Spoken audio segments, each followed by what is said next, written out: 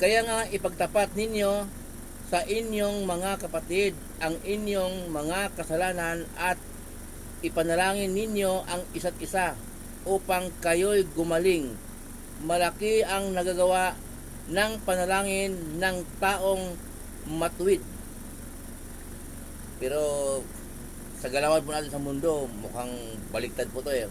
Hindi, itong sulat ni po Santiago sa 5:16, ang sabi po dito,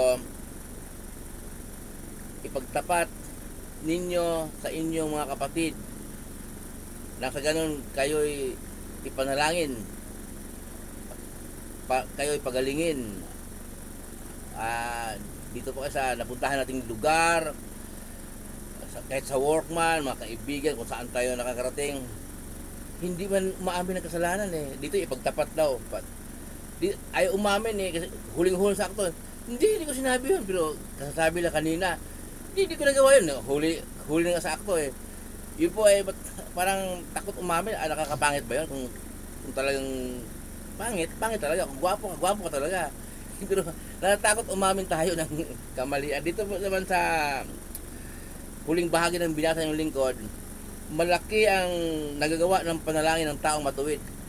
Tingnan mo na po, magkaiba po yung matuwid po at mabait. Ang sabi dito, malaki ang nagagawa ng panalangin ng taong matuwid. Magkaiba po yung mabait at matuwid. Unahin ko po yung mabait. Halimbawa po, ako, inaproban ko yung mga kung ano man ako, abogado man ako, pulis ba ako, o nasa work, na simpleng work lang. Inaproban ko yung kamalian, may mga natutulog, may mga nag-uwi ng produkto, sige. O kung mayroong mga nagkamali, pagtakpan ko, kawawa ka naman.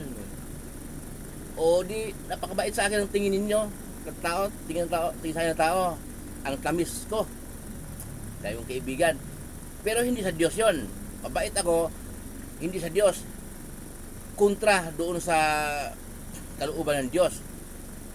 Minsan nga may asawa na nagkarating mga anak, sunod eh, may nagustuhan dalaga, nagtutulungan sila na pininiwala yung dalaga na binata yan. Nung nagtagumpay, nagpinuman, nagmamahalan sila, hindi sila nag-away. Pero hindi sa Diyos ha. Ang matuwid po naman ay sumusunod sa turo ng ating Panginoon Jesus at pinamumuhay araw-araw ang kalooban ng Diyos. Pero takot tayong gawin yan. Ang hadlang po ay ang ating mga kasalanan. Takot tayong sumunod sa mga turo ng ating Panginoon Jesus. Takot tayong mamumuhay araw-araw ang nais ng Diyos. Dahil takot tayong lalayuan ng kaibigan, aayawan ng mga kaibigan. Muli po yung lingkod, si Chef Roy. Manalangin po tayo bago matulog.